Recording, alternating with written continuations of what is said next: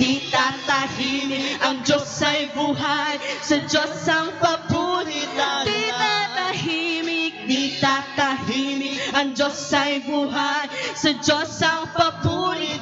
Di tatahimik, di tatahimik. Ang Diyos ay buhay, sa Diyos ang papuri alay. Purihin ang Panginoon. Come on, let's worship the Lord. Hey.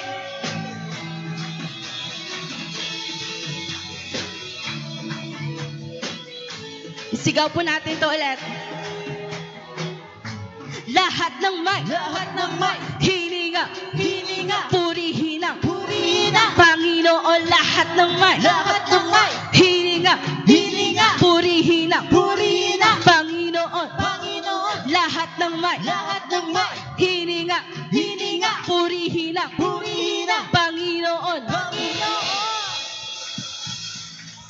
Thank you, Jesus. Woo. Sino dito masaya? Sino dito nag-alab? Sino dito nagliyab? Amen. Sarap po magpuri sa Panginoon. Sarap-sarap magpuri sa Panginoon. Knowing na kahit may mga problema tayo, di ba? May mga problema man tayo, pero andiyan si Lord para sa atin. Right now, I don't want your problems na maging hadlang para makapuri ka sa Panginoon. Right now, just close your eyes. Just close your eyes and feel the presence of the Lord. There is peace. There is peace knowing that God is here. The Lord is here. Hindi kayo iwan ng Diyos. To be honest, wala na tayong hahanapin pa. Dahil meron tayong Diyos. Meron tayong Diyos na nandyan para sa atin. Right now, I pray that this song will speak to you. As we sing this, I pray to the Lord to give you peace.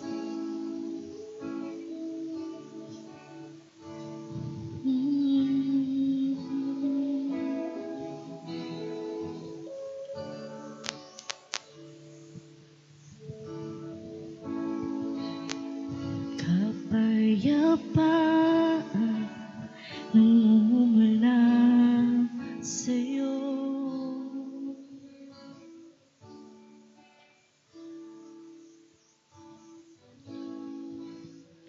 Kaligayahan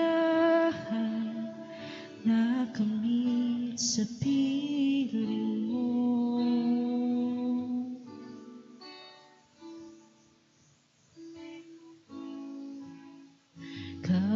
Kapayapaan namumula sa'yo.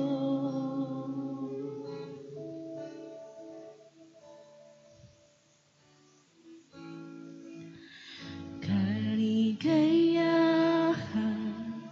na kamit sa piling mo. Wala nang hahanapin pa. Wala nang nanaisip pa, kundi mamalagi sa piling mo, aming Ama.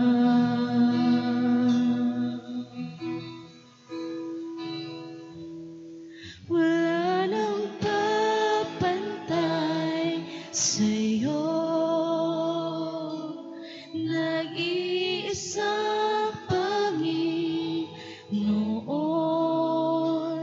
Kaya ang naisin ng puso ko sa piling mo.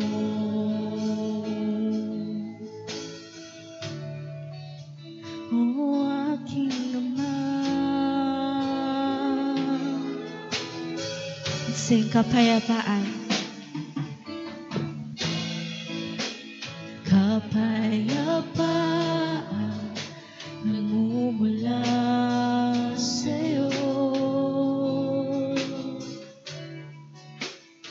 kaligayahan, kaligayahan nakamit sa piling mo.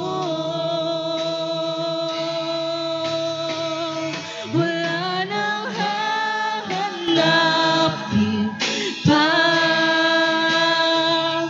wala nang nanaisip pa, kundi ba malagi sa piling mo, aming Ama.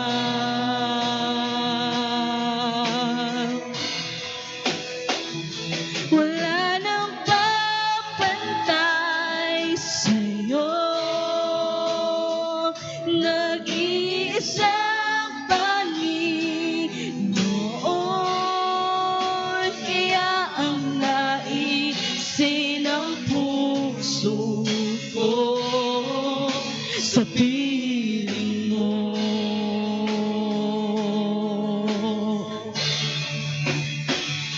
Wala nang hahanapin pa, wala nang nanaisip pa, kundi mamalagi sa piling mo, aming Ama. Wala nang papantay, wala nang papantay sa'yo, nag-iisang Panginoon,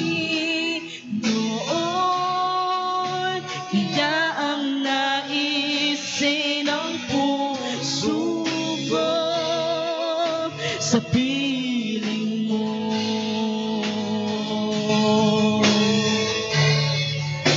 Sa piling mo,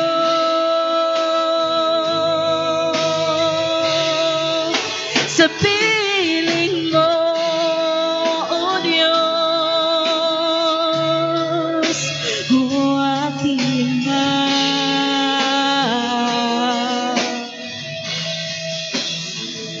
Wala nang hahanapin pa,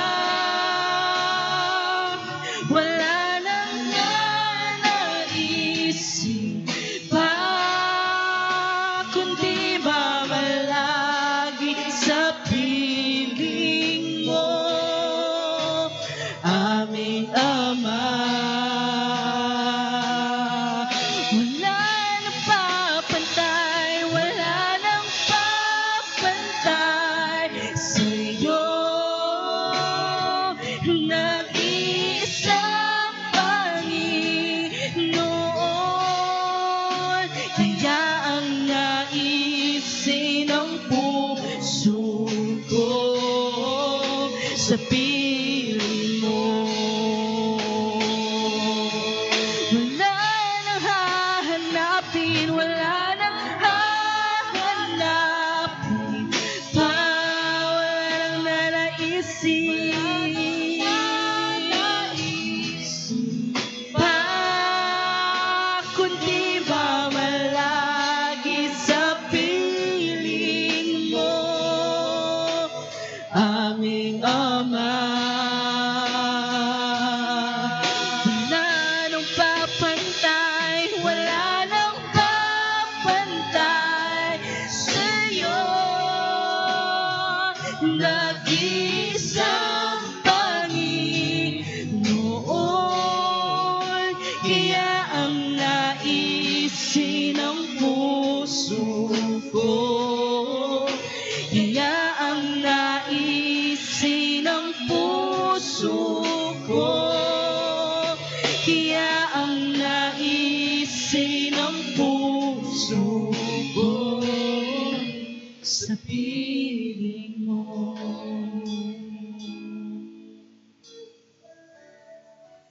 Sa piling mo,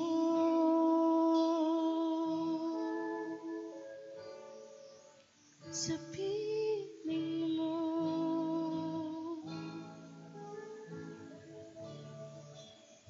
O aking Ama.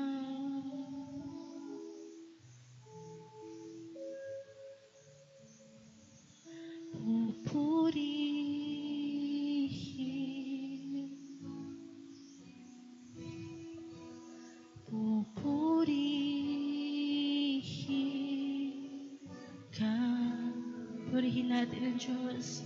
Purihin.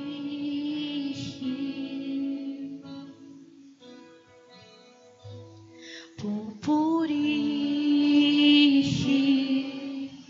ka. Pupurihin ka.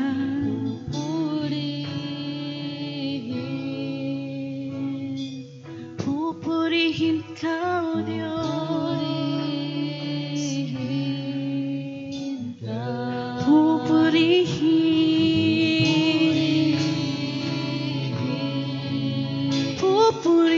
ka. Pupurihin ka.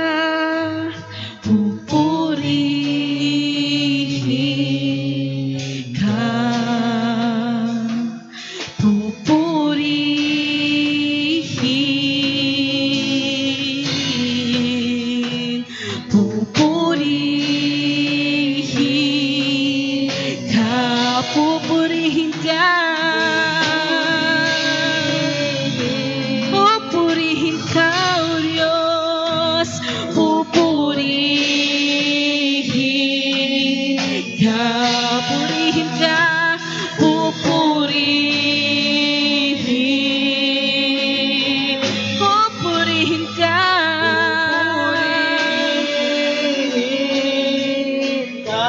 Purihin ka. Pupurihin. Oh, pupurihin ka.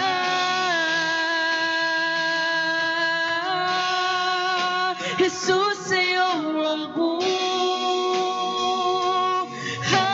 ko. Magtitiwala sa iyo. Papupurihan ka. Awitan ka. Jesus, sa'yo ang buhay ko. Nagtitiwala sa iyo. Papupurihan ka. Awitan ka. Jesus, sa'yo ang buhay ko. Magtitiwala sa iyo. Papupurihan ka.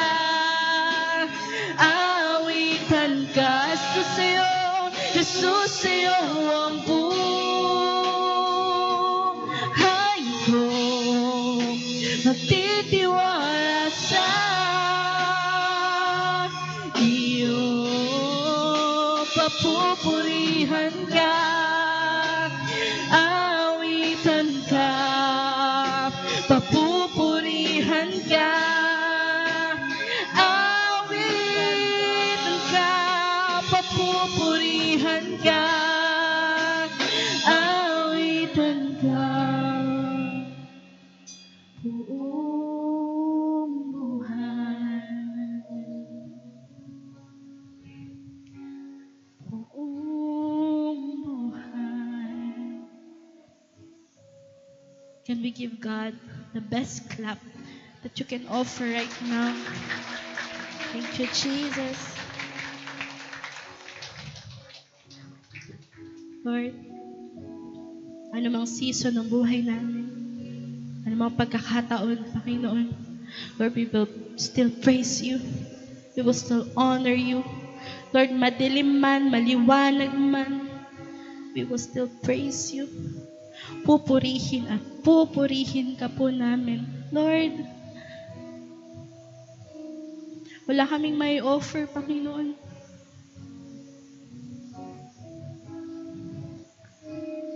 What we can offer, Panginoon, is our lives. Buhay namin, oh God. Lord, wala kaming sasayangin. Dahil, Lord, sobrang sapat ka na sa amin. Lord, wala na kaming hahanapin pa. Wala na kaming nanaisin pa. Kundi mamalagi sa piling mo. We will forever praise you. We will forever glorify your holy name. Come on, isa pa nga pong palakpak para sa Panginoon. Thank you, Jesus. Thank you, Lord. We honor you. We worship you. We love you. Can you say, Lord, I love you? Lord, I love you. Come on. Speak it. I love you, Lord. Thank you. Thank you, Lord. Maraming salamat, Panginoon. Sa iyo po lahat ng papuri, pasasalamat. Tinataas ka namin. In Jesus' name, Amen.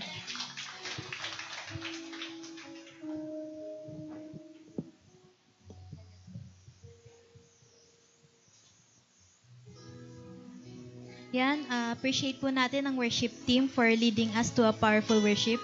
Palakpakan po natin. Yan. Ako po si Nika Aziel Bombay from Life Giver Muntinlupa Pasate Life.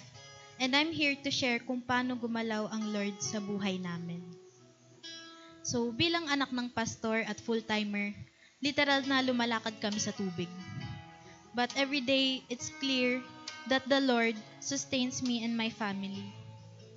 Every day, nakakakain kami 3 beses sa isang araw at nababayaran yung mga kailangan bayaran.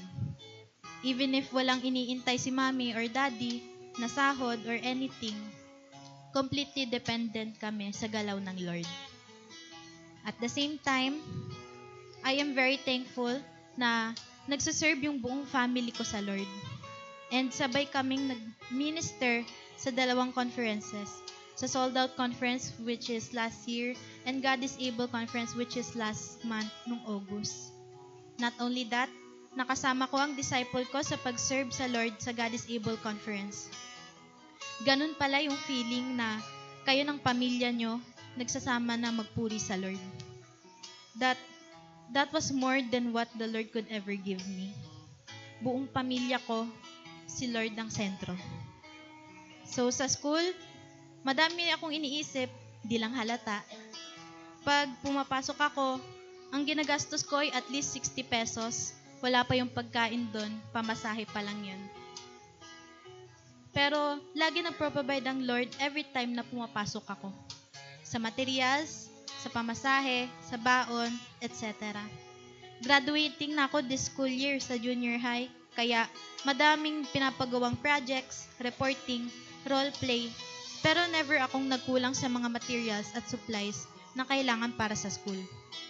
Walang kulang na notebook, papel, bag, mga pangkulay, assignment na lang talaga kulang. Amen.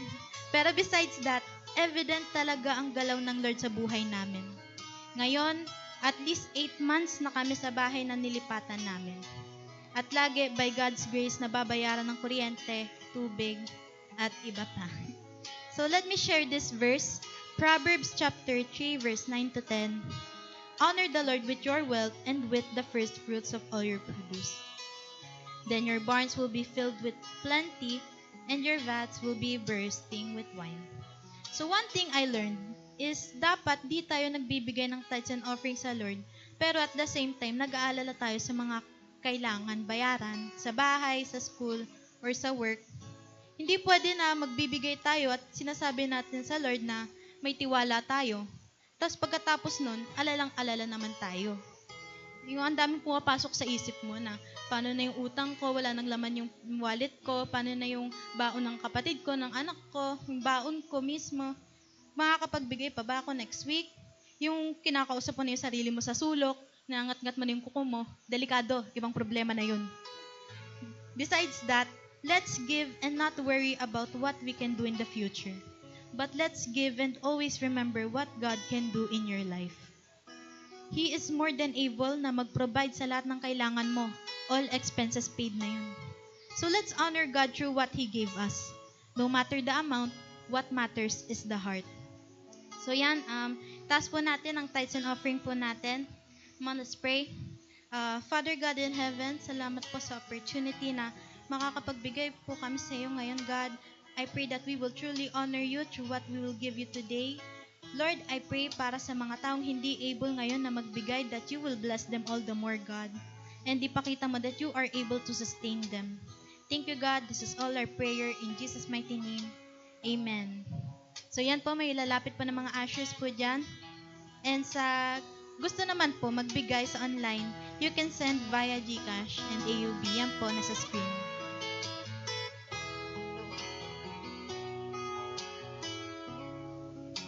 So, habang pinapasa yung nilalagyan ng tithes, sino dito handa na makinig sa word ng Lord ngayon?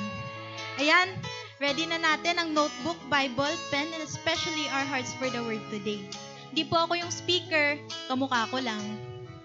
Then, let me introduce to you ang speaker para sa araw na ito, ang poging pastor ng Life Giver Muntinlupa Satellite, na kamukhang kamukha ko. Yan, wala kayong choice, hawak ko pa yung mic. Yan, si Pastor Mark Brian Bombay. Ayan, good morning, Life Giver Binyan. Amen. Palakpakan nga po natin na malakas ang ating Panginoon. Amen.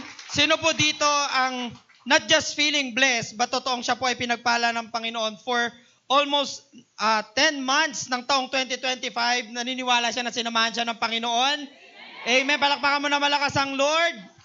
Amen. Totoo po na we cannot deny, hindi natin maitatanggi, na tayo po ay sinamahan ng Panginoon, tayo ay pinagpapala ng Panginoon. Amen. Sa ayaw at sa gusto natin, mga blessing na hindi natin deserve, binibigayan ng Panginoon sa atin. Amen? Amen. So, but before anything else, bago ko po makalimutan, let us appreciate our worship team. Palakpakan po natin ang ating worship team. Sige, mas malakas po na palakpak. For leading us into a very powerful and anointed worship this morning. Sino po na-bless? Amen. Saka doon sa magandang bata na nag-exhort ng giving. Pogi siguro tatay nun. Amen. Purihin po ang Panginoon. Hindi ko po tinignan yung script niya kanina kung paano niya ako ipapakilala. It comes naturally. Wala to po kanina sa una kasi medyo may hindi ko alam. Please bear with me po kasi parang hindi ko alam naiintindihan, parang nabibingi ako. But God is good.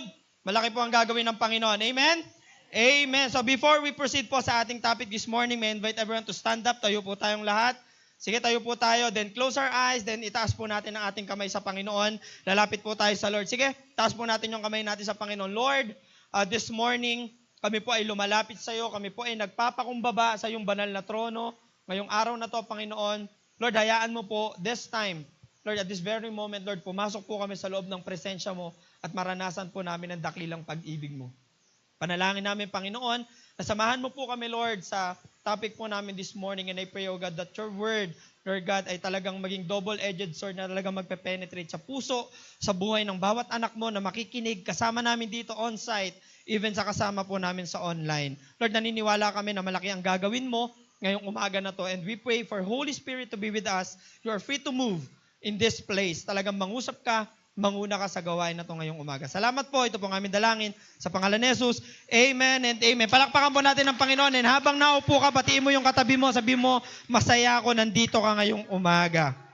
Amen. Sige. Alright. Amen. So dahil ako po ang speaker, meron po akong tanong. Ayan. Sino po, question ko po ngayong umaga, sino po dito aamin na nalagay na po siya sa isang situation na nahirapan po siyang aminin na siya ay follower, na siya ay nananampalataya sa ating Panginoon? Nalagay ka na ba sa isang sitwasyon na nahirapan kang aminin na believer ka ng Panginoon? Alam niyo po, meron po akong isang story tungkol po sa isang Christian sa isang university, at during po ng klase nila, bigla pong nagtanong yung professor niya. Sabi po ng professor nila, sino dito ang naniniwala sa Bible at kay Jesus hanggang ngayon? Yun po yung tanong ng professor. So bigla pong nagkaroon ng katahimikan sa loob ng klase. Tong batang to, Christian na po siya pagkapanganak niya. Tanong niyo po sa akin kung bakit. Kasi Christian po yung pangalan niya. Ayan, mami magigets nyo. Replay nyo na lang po para magets nyo. Okay. Nung nagtanong po yung prof, tong bata po na to, tong estudyante na to, sa kaloob-looban niya, gusto niya magtaas ng kamay. Pero hindi siya nagtaas ng kamay. Kasi that time, naisip niya po, paano kapag nagtaas ako ng kamay? Baka pagtawanan nila ako. Paano kapag nagtaas ako ng kamay, tapos maging awkward lang yung dating? Paano kapag nagtaas ako ng kamay at magmukha akong weird sa kanila, tapos hindi na nila ako pansinin? Kaya ang ginawa niya, hindi na lang po siya nagtaas ng kamay. You know what? After ng class, during their vacant, meron po lumapit sa kanya na classmate niya. Tapos sabi po nung classmate niya sa kanya, uy, di ba Christian ka? Bakit hindi ka nagtaas ng kamay kanina nung nagtanong yung prof natin? Sounds familiar? Tama? Alam nyo, deep inside, tong estudyante na to, nasaktan siya. Doon sa tanong ng classmate niya. Alam nyo po, Hindi man siya sumigaw ng kagaya ng kay Peter na I don't know Jesus, na hindi ko kilala ang tao na yan at wala kami ugnayan ng tao na yan. Pero dahil sa katahimikan niya, nang dahil sa takot niya, he choose comfort over courage. Wag na lang. Ba't ko pa itataas yung kamay ko? Okay na yon. Doon sa simpleng ginawa niya na hindi pagtayo, doon sa simpleng ginawa niya na hindi pagtaas ng kamay, hindi niya po namalayan that he already denied Jesus. May kausap pa po ba ako dito? Amen? Baka mamaya merong mga nadjudge sa inyo kay Peter. Grabe naman yung si Peter, 3 beses yung dininay si Jesus. Tama? Meron po ba? Konti lang yung judgmental, baka nandito lang sa gilid.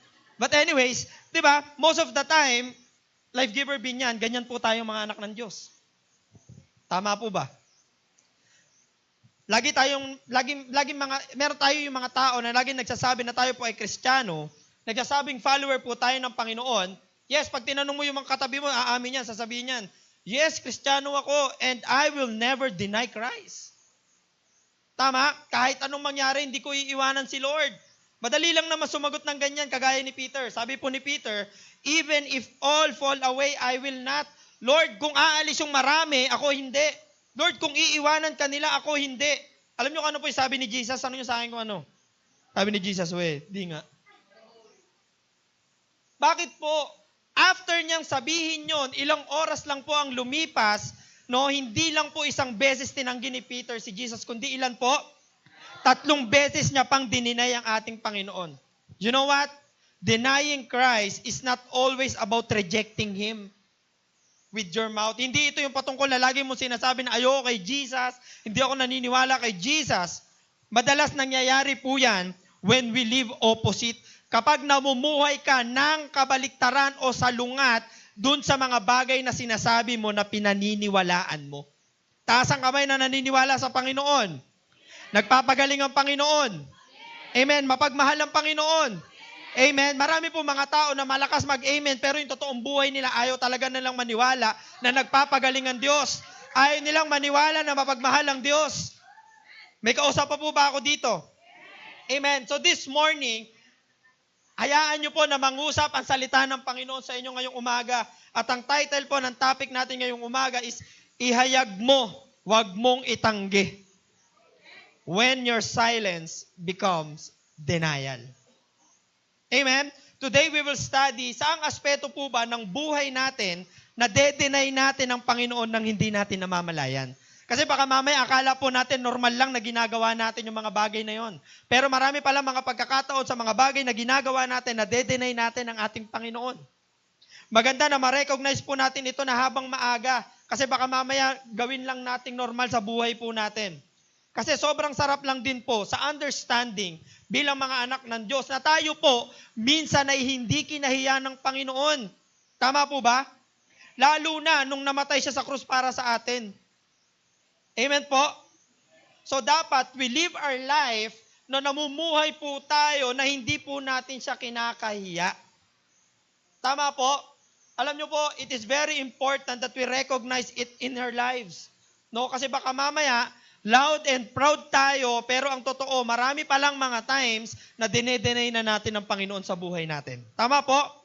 So the question is, what does it really mean to deny Jesus? Ano ba talaga yung ibig sabihin? No, kapag ibig sabihin ng pagde-deny sa Panginoon, paano ba natin dinedeny si Jesus sa buhay natin?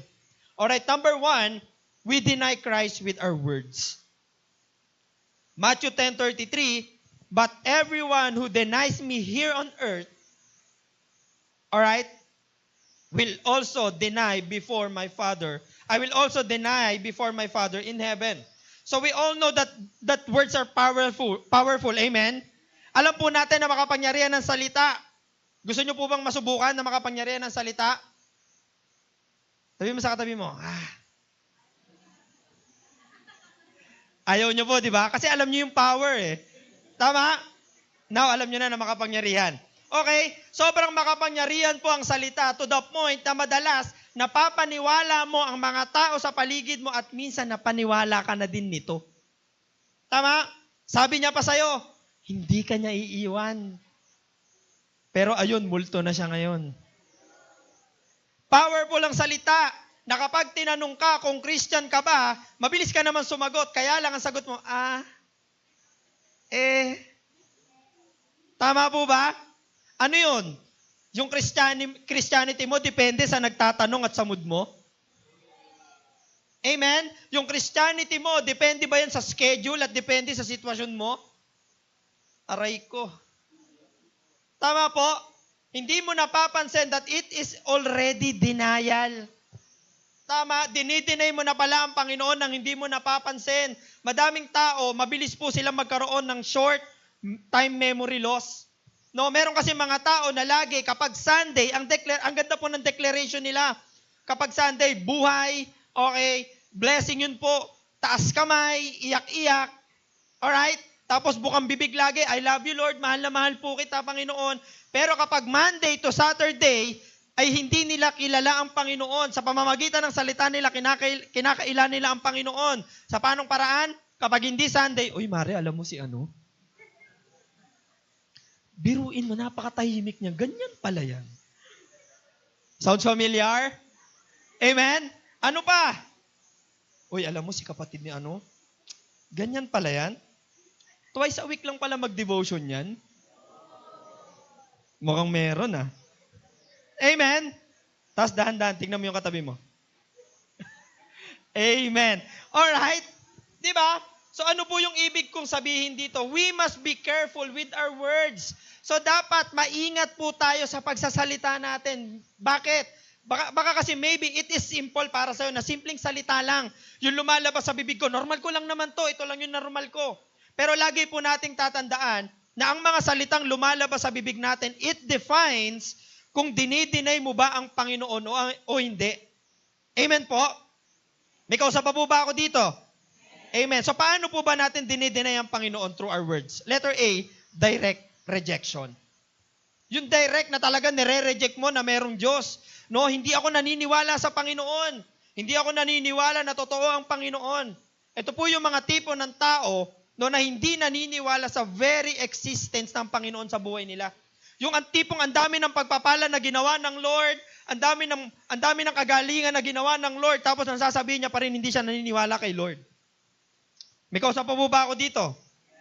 It is a straightforward verbal denial sa identity ng Panginoon at sa kanyang pagkapanginoon. Verbal, direct denial ng identity ng Panginoon. Letter B, ashamed confession. Ito yung mga tao na ayaw nilang malaman, no? Ayaw nilang tawagin na Christian sila. Sino dito yung ayaw na tawagin na Christian sila?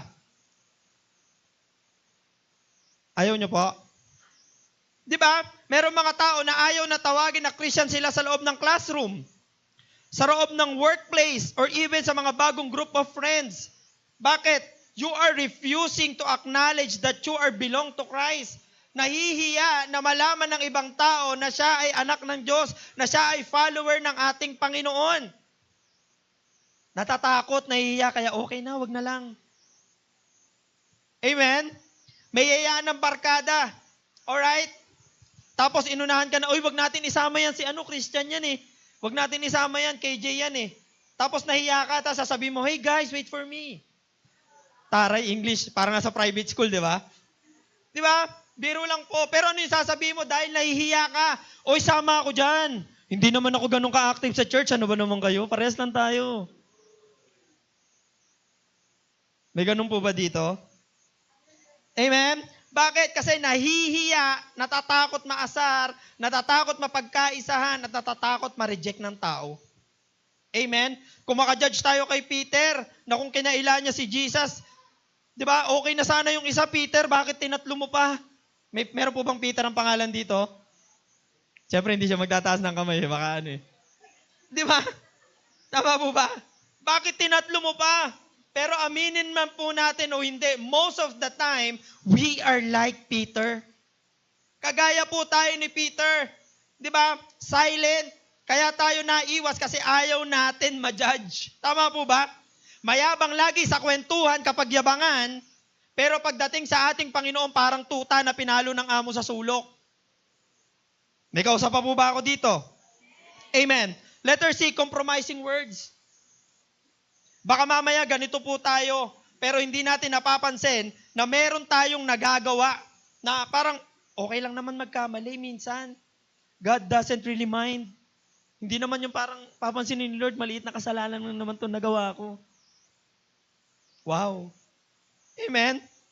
Ito yung mga salitang binaluktot mo yung tama para lang magkaroon ka ng excuse sa kasalanan na gusto mong gawin. Binaluktot mo yung tama para ma-justify mo lang yung mga kasalanan na ginagawa mo. Ay, isang shot lang naman kasi New Year. Sabi ko na marami akong kausap dito eh. Amen? Ay, isang shot lang naman kasi meron kaming family gathering. Totoo naman, isang shot lang. Kaya lang, isang shot na lang, isang bote na. Amen? Palakpakan po natin ang Lord. Alam niyo po mga kapatid, because of those compromising words, hindi natin napapansin that we deny God's authority and teaching sa buhay natin. Simpleng words of compromising lang. Pero hindi mo napapansin na dinedeny mo na pala ang Panginoon at inaalis mo yung otoridad at turo niya sa buhay mo. Di ba? Ang sad part pa nito, nandamay ka pa. Sasabihin mo, okay lang yan, be. Minsan lang naman, saka normal lang naman ma-inlove kasi tao ka. Eh yung sinabihan mo na normal ma-inlove, eh hindi nga makapag-devotion, relasyon pa. Tama po ba? Amen. Naipapakita ba o naririnig ba sa salitang nalabas sa bibig mo na belong ka sa Panginoon or kita o rinig sa salita na lumalabas sa bibig mo na tinatanggi mo ang Panginoon? Sabi nga po sa nabasa ko, acknowledging what God does with your words is one way of confirming who God is in your heart. Yung mga salita na lumalabas sa bibig mo, pinapakita nito kung gaano kalaki ang pwesto ng Panginoon sa puso mo. Amen. Kaya wag nyo pong maliitin yung lumalabas sa bibig nyo. Lagi po nating tatandaan na mahalaga lagi ang nalabas sa bibig ng isang tao. Kasi pinapakita nito kung dinedenay niya ba o hindi ang Panginoon sa buhay niya. Amen po? Palakpakan po natin ng Lord. Number 2, we deny Christ with our actions. Titus 1:16, sabi po dito, such people claim they know God. Marami mga tao nagsasabi na kilala nila ang Panginoon, but they deny Him by the way they live. Sinasabi nila, kilala nila ang Panginoon, pero dinedenay ng buhay nila na kilala nila ang Panginoon. They are detestable and disobedient, worthless for doing anything good. We can always say we love God. Araw-araw, mayat-maya, minuto, every seconds, every minute, alright, nais kang makita. Di ba? Lumabas yung edad ko. Pwede mong sabihin na mahal mo si Lord, pero tatandaan mo, lalabas kung ano ang totoo sa kung paano ka namumuhay. Amen? May mga taong panay ang status sa Facebook na in a relationship with Jesus, pero bagsak sa personal. Walang ebidensya na may relasyon talaga sa Panginoon. Amen? Lagi mong tatandaan na kapag hindi nakikita sa mga ginagawa mo, kahit hindi ka magsalita, it is still denial. Kaya huwag ka na mag-reason out. Tama po? Hindi kasi pwedeng lagi po nating sinasabi na mahal natin ang Panginoon, pero tinatanggi naman araw-araw ng pamumuhay mo. Lagi mo sinasabi, mahal ko si Lord. Pero the way you live, nagsasabi ba na mahal mo talaga si Lord? May kausap pa po ba ako dito? Kapag nakikita po ba tayo ng tao, ano po ang nasasabi nila sa atin? Well, hindi po natin mapiplease ang mga tao. Hindi natin mapiplease yung mga kapitbahay natin. Pero mostly, kapag nakikita po tayo ng mga kapitbahay natin, katrabaho natin, or even classmates natin, ano ba ang sinasabi nila tungkol sa mga bagay na ginagawa natin? Tama ba? Nakikita ba na buhay si Kristo sa atin o hindi? Kapag sinabi mo ba na pag sinabi mo man na mahal mo si Lord, okay, nagmamahal ka din ba ng kapwa mo? Amen? Kapag nahingi ka ng forgiveness kay Lord, ikaw ba nag-e-extend ka rin ng forgiveness sa mga taong nagkamali sa'yo? You tell me. Amen?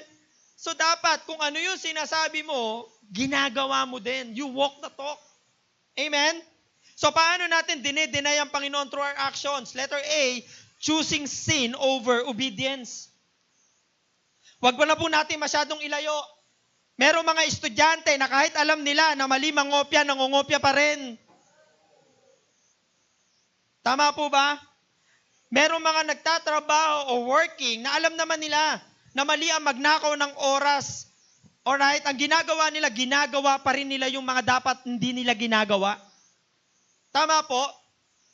Kahit alam nila na mali, ginagawa pa rin nila yon. Bakit? Kasi convenient.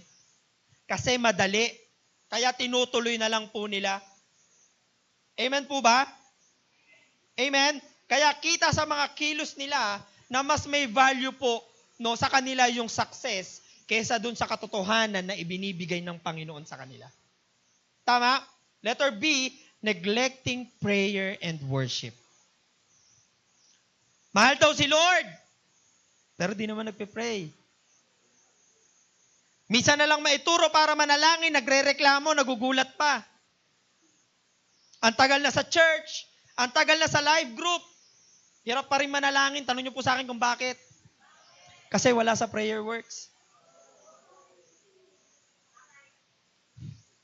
Amen? Hindi nagbabasa ng Bible. Yung tipong nakakatiis ng isang araw na hindi niya binubuksan yung Bible. Pero mahal niya daw si Lord. May mga app sa gadget, may mga Bible sa gadget. Alright? Naka-notif naman yung verse of the day. Magpapop up verse of the day. Pero kapag nag-appear yung verse of the day, naka-auto-ignore naman. Tama po ba? Yung iba, okay lang sa kanila na mag-skip ng Sunday.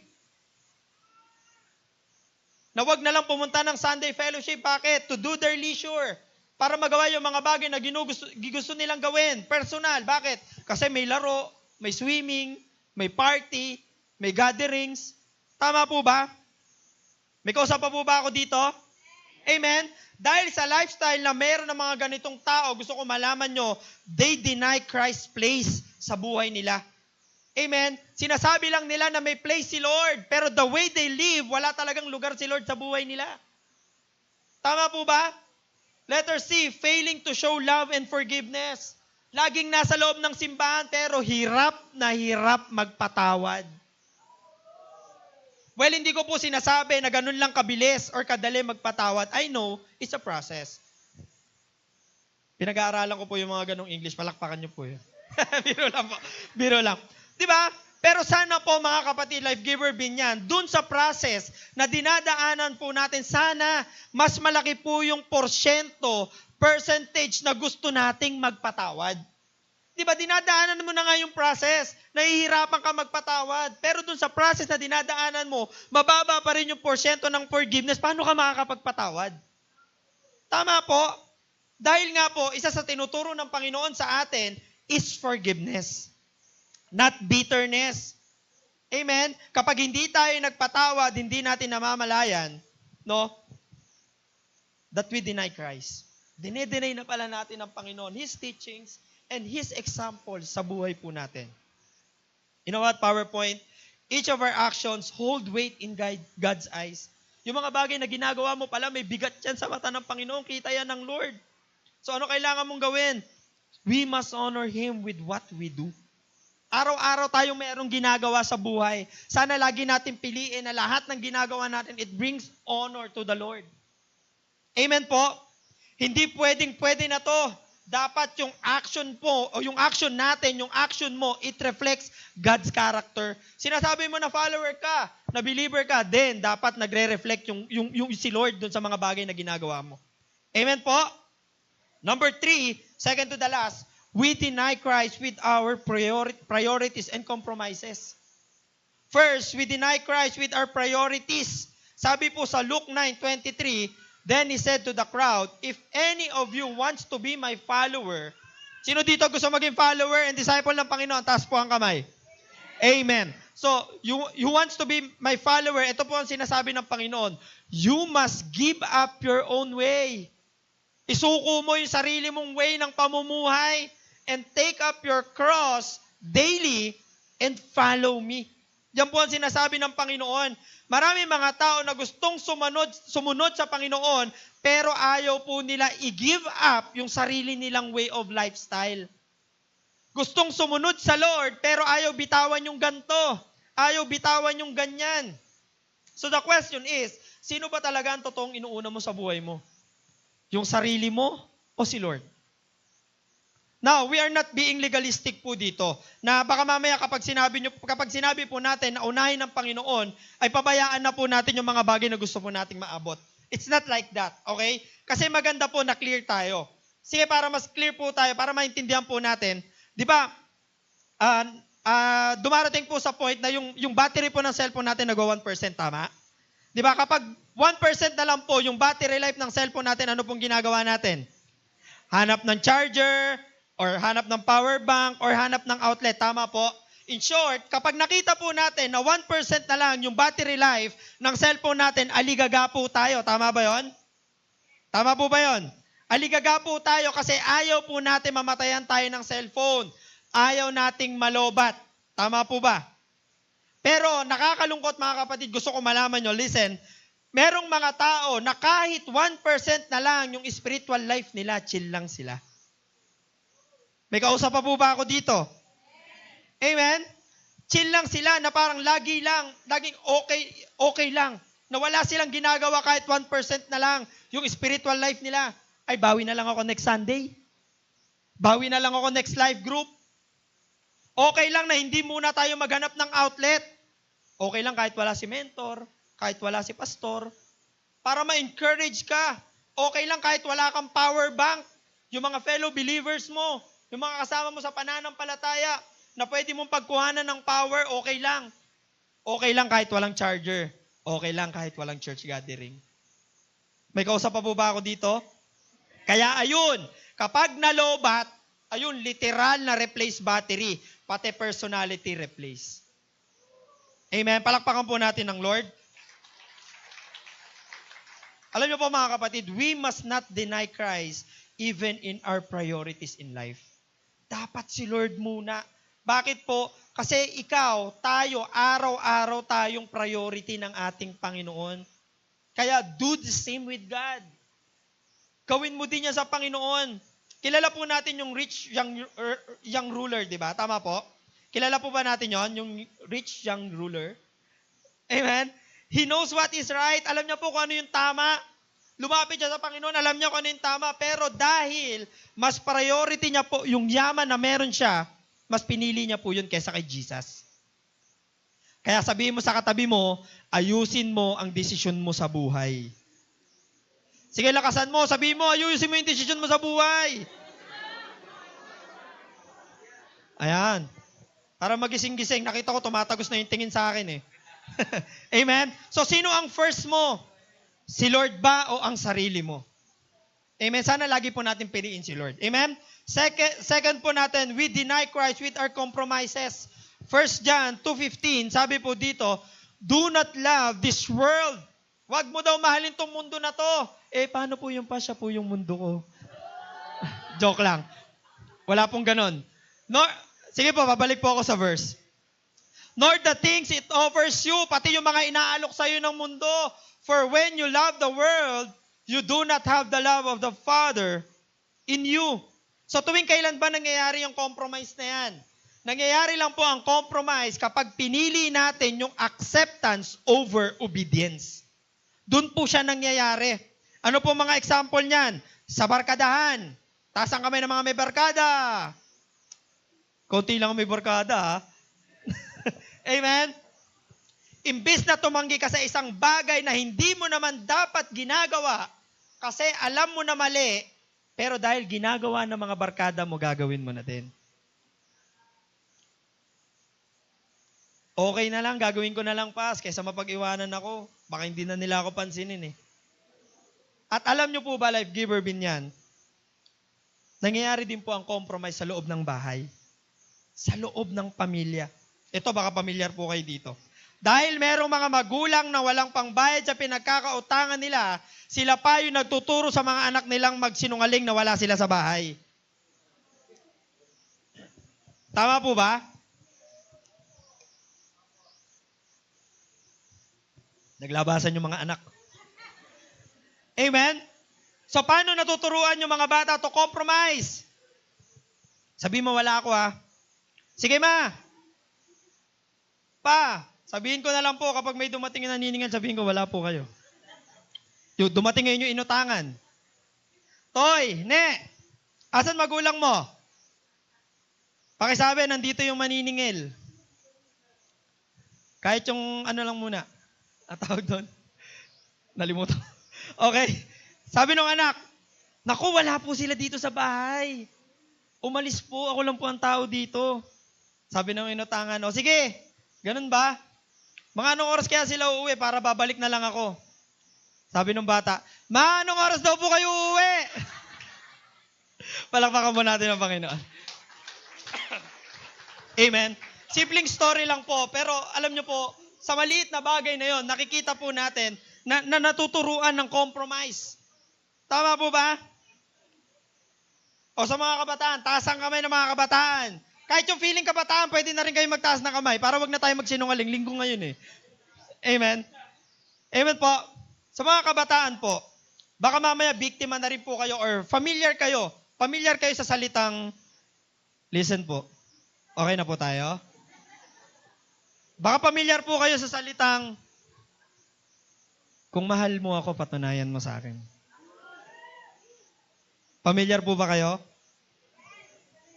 Na kahit alam mo na mali at wala pa sa panahon, ayun, bumigay ka agad. Kasi ayaw mawala yung relasyon na meron sila. Pero pagkatapos mo mag-yes, bigla ka na lang iiwan at hindi ka napapansinin. Alam niyo po mga kapatid, ilan lang po yan sa mga compromises na totoong nangyayari po sa buhay ng isang tao. Tama po. Isa po sa example, sino po dito mahilig sa spaghetti? Taas ang kamay. Sige, wag po kayo mahiya. Wala naman po tayo spaghetti ngayon eh. Amen? Nasubukan nyo na po bang kumain ng spaghetti tapos nilagyan nyo ng kalamansi? Amen? Bagay po ba sila? Hindi. Gusto ko pong malaman nyo mga kapatid na ganun din po sa pananampalataya natin. Amen? Sino po ang nananampalataya? Taas ang kamay. Amen? Pwede naman po natin pagsabayin si Lord at si world. Pero gusto ko pong malaman nyo na hindi po sila bagay. Parang ayaw nyo po Hindi po sila bagay, maniwala po kayo. Sana lagi po nating piliin na tumayo sa tama kahit tayo na lang po mag-isa. Don't compromise. Kahit wala na tayong kasama, nakikita natin na tayo lang ang gumagawa, gawin po natin kung ano po yung pinagagawa ng Panginoon. Amen po? Ang Panginoon po sana ang ating first ever priority sa buhay po natin. At sana siya lang po ang lagi nating pipiliin sa buhay natin. Amen? Palakpakan po natin ang Lord. And last po, number 4, we deny Christ with our silence. Ayan. Yan, ganyan. Mga nagde-deny talaga kayo. Biro lang po. Romans 1:16, for I am not ashamed of this good news about Christ. It is the power of God at work, saving everyone who believes, the Jews first and also the Gentile. Listen, life giver Binyan. Minsan or madalas, hindi po natin dinedeny ang Panginoon dahil sa mga maling sinasabi natin. Ulitin ko po, madalas or minsan hindi po natin dinedeny ang Panginoon dahil sa mga maling sinasabi natin. Pero dinedeny or nadedenay po natin ang Panginoon dahil wala tayong sinasabi. Amen po ba? Dinedenay at nadedenay mo ang Panginoon dahil wala kang sinasabi. Truly, your silence can be denial. Yung pananahimik mo ay pwedeng maging indication ng pagkilala mo sa Panginoon.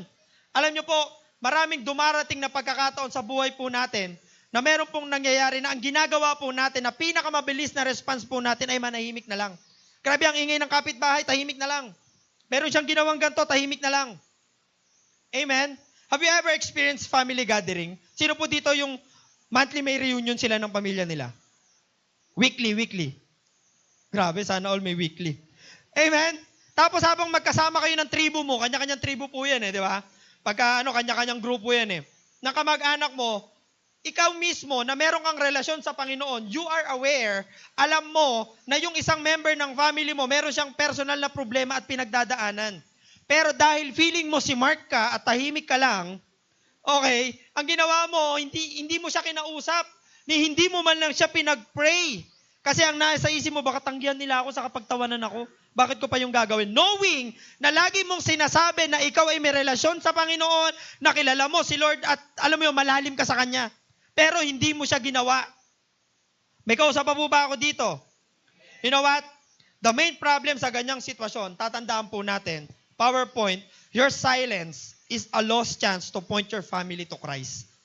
Nandito ka na, nakikinig ka na, alam mo na ang salita ng Panginoon, pero because of your silence, dahil pinapangibawa mo yung feeling mo na si Mark ka, tahimik ka lang, gusto ko malaman mo na naaalisan mo ng pagkakataon yung pamilya mo na mailapit sa Panginoon. May kausap pa po ba ako dito? Amen? Kapag lagi mong pinipiling manahimik, palagi kang mawawalan ng pagkakataon para magturo, mag-encourage at mag-testify kung sino talaga ang Panginoon sa buhay mo. Amen po ba? Meron po ba dito nga amen? Sound check. Paayos ng mic na. Sino po dito aamen na binibless po siya ng Lord? Sino po aamin na naranasan niya, siya po, na nag-provide po ang Panginoon sa kanya? Then the next question is, bakit ka tumatahimik? Bakit ka tumatahimik? Amen? Mga Bible character po, natahimik lang. Si Peter. Luke 22, 54 to 62. Kanina ko pa po sinasabi, 3 beses po dininay ni Peter si Lord with these words. Okay? So, pero nung sa Luke 22:54 to 62 po, nung kinuha po si Jesus at dinala po siya sa high priest house, Peter followed at a distance. Sinundan po, nakita ni Peter, kinuha si Jesus, ngayon ang ginawa niya, sinundan niya ang Panginoon, pero malayo po yung agwat. So, ibig sabihin sa verse 54, nakalagay po doon na wala siyang ginawa o sinabi para ipagtanggol si Jesus. Tama po? Pero siya din yung taong unang nagsabi na hindi niya iiwanan ng Panginoon. Ikaw minsan ba binanggit mo sa sarili mo at sinabi mo sa sarili mo, Lord, hindi kita iiwanan. Pero lagi kang nakadistansya sa mga tao na dapat sinasabihan mo ng tungkol kay Jesus. Ano po ang lesson? Silence plus distance is equals to unspoken denial. Minsan, staying quiet when we should stand close to Christ is already denial. Yung dapat tumatayo ka na kasi alam mo na yung truth, alam mo yung dapat na ginagawa mo, you share Jesus to others, na nilalaban mo dapat si Jesus, pero nanahimik ka, that's denial. Amen po? Number 2, si Pontius Pilate, John 19:6-16. Pilate knew Jesus was innocent. Kung napapanood po natin yung story na to, alam ni Pilato, ni Pilato na si Jesus ay inosente. Pero nung sumigaw po ang crowd na ipako si Jesus sa cross, he stayed politically safe. Hindi niya ipinagtanggol si Jesus kahit meron siyang kapangyarihan that time. Pwede naman niya sabihin na walang kasalanan at talagang hindi ituloy yung death penalty, pero dahil, di ba, yung pagpapako sa krus, pero dahil, mas tinayuan niya na maging safe siya politically, hindi niya po ginawa. Ano pong lesson? Silence of convenience is denial. Kaya lang naman ako nanahimik pas kasi ito yung convenient para wala na kaming problema, para wala na mahabang usapan. Kahit alam mo na tama, kung mananahimik tayo at laging safe, para laging maging safe, we deny justice and truth. May ginagawa yung kasama mo na mali. Ano ba naman yung sabihan mo na itama mo ng konti? Tama po ba yun? Amen? Merong ginagawa yung family member mo na alam mo na mali, pero hindi mo tinatama. May kausap pa po ba ako dito? Amen? Bakit? Yaan mo, may kanya-kanyang buhay naman kami, mas convenient na ako dito. Pero nakikita mo na mali. It is your duty to correct them. Amen po? Number 3, sabi ng bata, amen daw. Number 3, disciples. Mark 14:50. Nung inaresto po si Jesus, lahat po ng disciple niya ay humiwalay at tumakbo. Amen? Wala pong record sa Bible na tumayo po yung mga disciples niya para kay Jesus.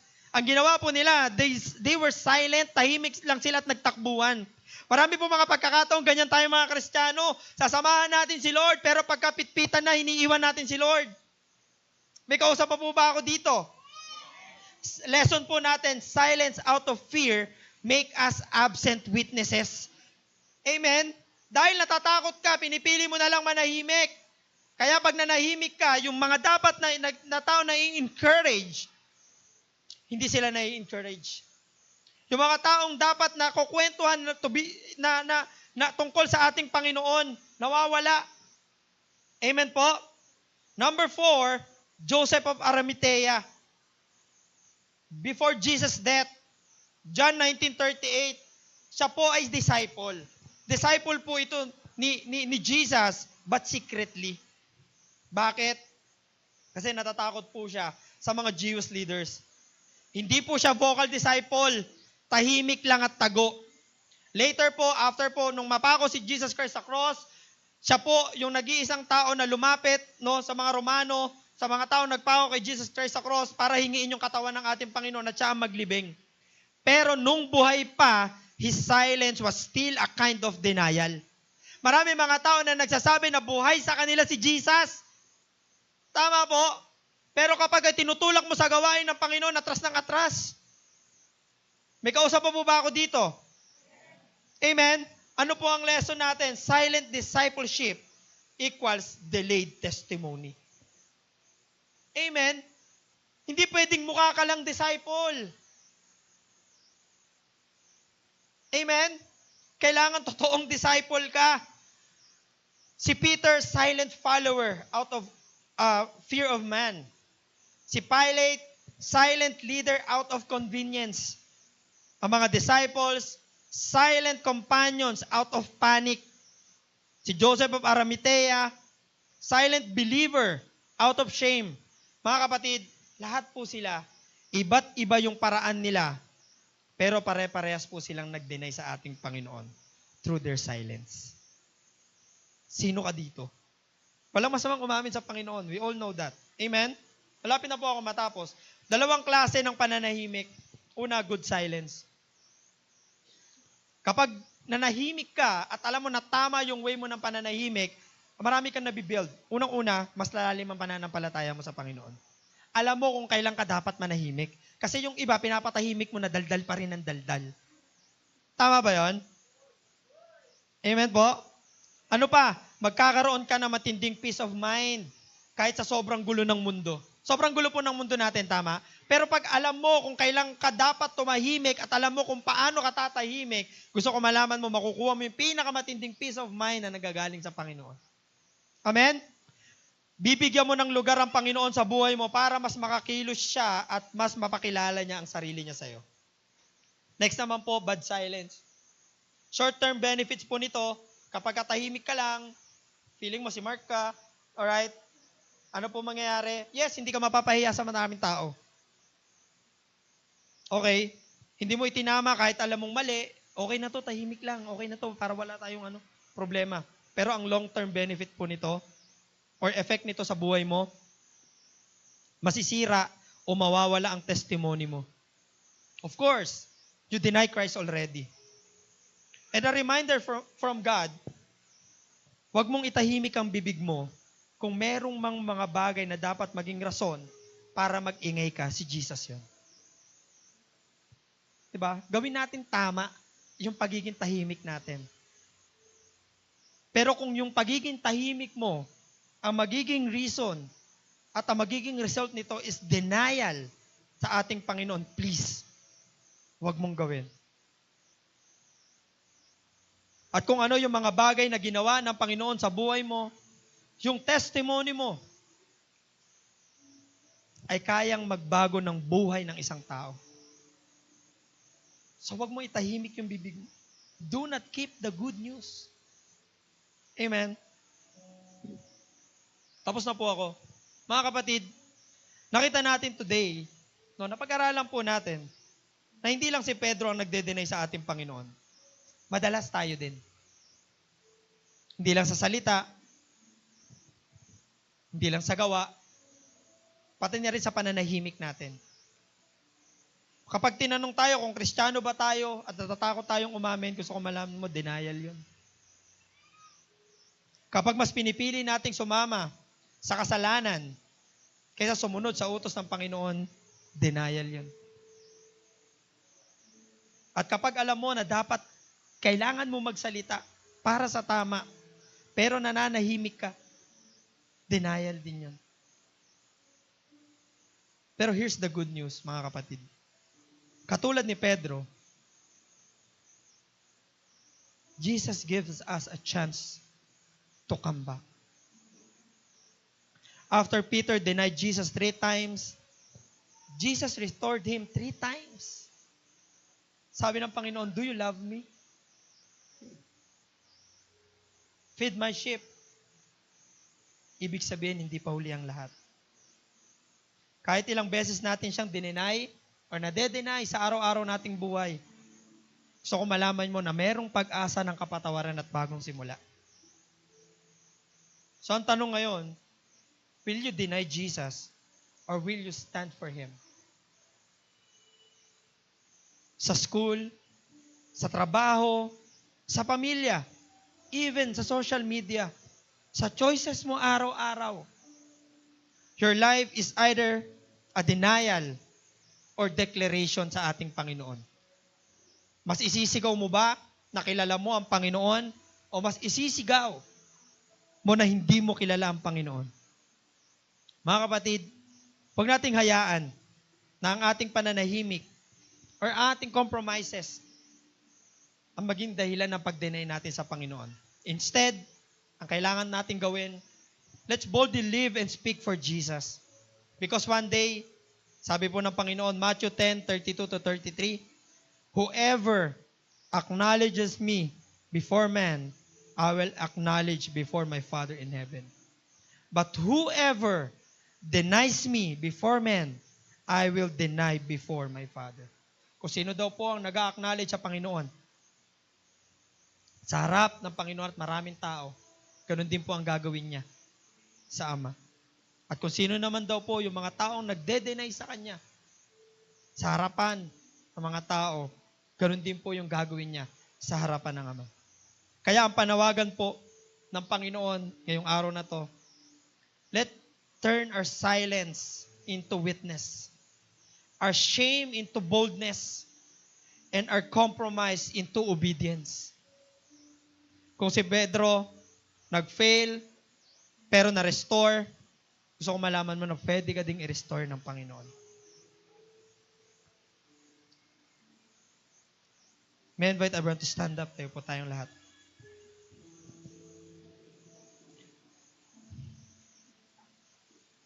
Pwede po ba yuyuko tayo at pipikit tayo sa presensya ng Panginoon? And this time, gusto ko magkaroon ka ng self-evaluation. This time. Pwede ba this time isipin mo yung mga panahon, mga pagkakataon na pwedeng na-deny mo ang Panginoon? Come on. Maybe, bagong Kristiyano, no, dumarating sa time na pinagtatawanan ka ng mga tao sa paligid mo, no, bakit pasimba-simba ka pa? Pero dahil nahihiya ka, di, kaya lang naman ako sumasama kasi ganito. Pero, if you're going to assess yourself, nakikita mo ba or naririnig mo ba yung boses ng Panginoon deep in your heart na yan ba talaga yung dapat na sinasabi mo? If nakikita mo sa sarili mo na na-deny mo ang Panginoon sa pamamagitan ng salita mo, na-deny mo ang Panginoon sa pamamagitan ng mga bagay na ginagawa mo araw-araw, or na-deny mo ang Panginoon dahil sa pananahimik mo. Maybe estudyante ka ngayon, merong mga tao na inilagay si Lord sa path mo para makakilala sila sa Panginoon. Pero dahil nanahimik ka, hindi sila nabigyan ng pagkakataon. Maybe, tatrabaho ka, binigyan ka ng pagkakataon ng Panginoon na makapasok dyan, pero dahil sa pananahimik mo, natatakot ka na maging iba sa kanila, mas pinili mo na lang manahimik. Or even kahit sa family mo, ikaw lang yung nag-iisang Kristiyano, Ikaw lang yung nakakakilala sa Panginoon. Pero natatakot ka na mahusgahan ka even ng mga relatives mo, kaya ang ginawa mo, nanahimik ka na lang. Let the Holy Spirit remind you right now. Come on. Let the Holy Spirit remind you right now. Pinapakita sa'yo ng Lord ngayon, ito yung mga panahon na dininay mo siya. Ito yung mga season na hindi mo pinili. Na hindi mo pinili na tumayo para sa Panginoon. Hindi pinapakita ng Lord sa'yo yung mga bagay na yan para makaramdam ka ng guilt feeling. Nilalagay yan ng Panginoon sa'yo ngayon para ma-restore ka at makorek ka. Come on. Come on. You allow the Holy Spirit to remind you sa mga bagay na yan. I give you time to talk to God right now. Pinapakita sa'yo ng Panginoon yung mga sitwasyon at pagkakataon na kung saan na-deny mo siya sa buhay mo. Come on. Di mamalagi sa piling mo, aming Ama.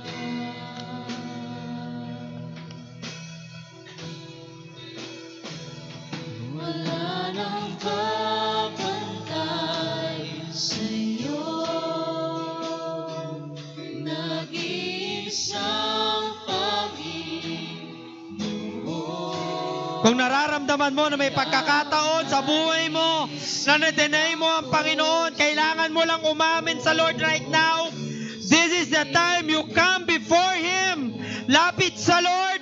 Remember, si Peter 3 beses niyang dininay ang Panginoon, pero 3 beses din siyang ni-restore ng Panginoon. Walang kasalanan na hindi kayang patawarin ng Panginoon. And right now, ask forgiveness to God right now. Humingi ka ng tawad sa Panginoon with all of your heart. Lord, patawarin mo ko kung maraming pagkakataon sa buhay ko na itinanggi kita sa pamamagitan ng salita ko, sa pamamagitan ng mga bagay na ginagawa ko, at sa pamamagitan ng pananahimik ko, Panginoon. Lord, patawarin mo po ako. Humingi ka ng tawad sa Panginoon right directly to your heart. Say to God. Say a prayer to God. Binigyan ka ng pagkakataon to share God to your family, pero hindi mo nagawa. Pinili mo manahimik. You ask forgiveness to God right now. May ginagawa si Lord. May ginagawa ang Panginoon. Pag muntigasan yung puso mo, you ask forgiveness right now.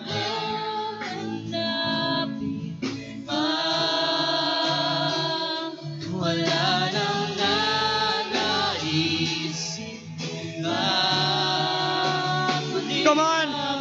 Taas mo yung kamay mo sa Panginoon ngayon. Taas mo yung kamay mo sa Lord.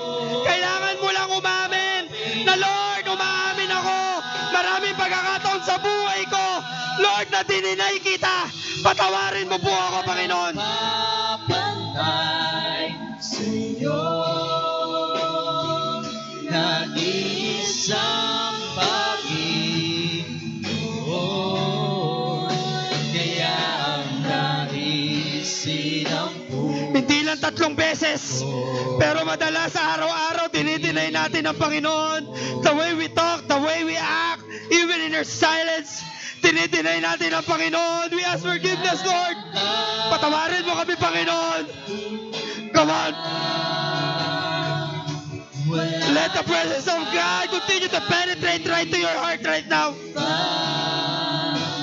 Di mamalagi sa piling mo, aming Ama. Come on, church. May ginagawa ang Lord. Continue to the presence of God right now. Anong papantay sa'yo, nag-iisang Panginoon,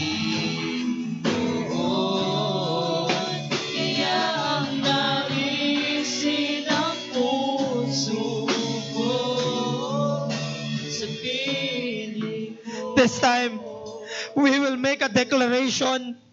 We will declare right now. We will turn our denial into declaration.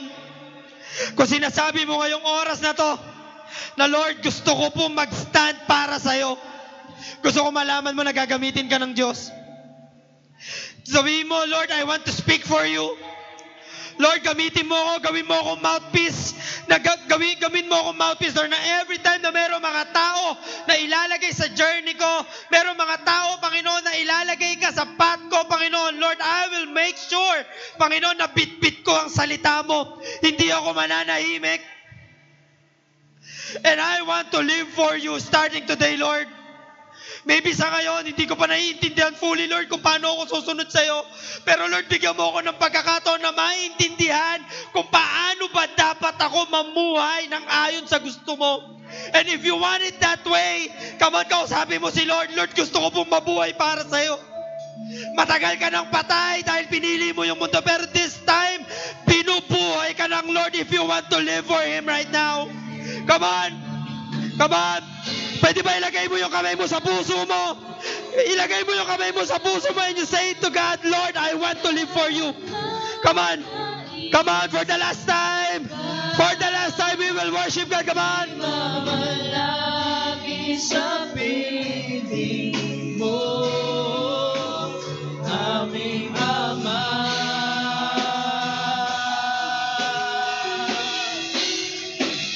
Wala nang papantay sa'yo,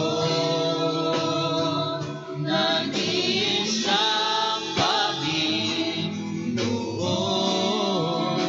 Iyang naisin ang puso ko sa piling mo. Come on, church, for the last time. Let us worship the Lord. Wala nang papantay sa'yo, Panginoon. Wala nang hahanap pa,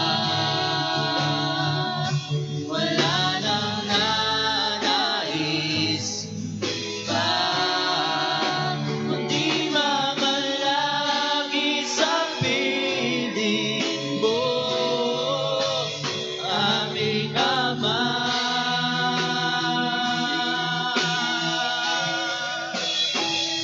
Wala nang papantay sa'yo,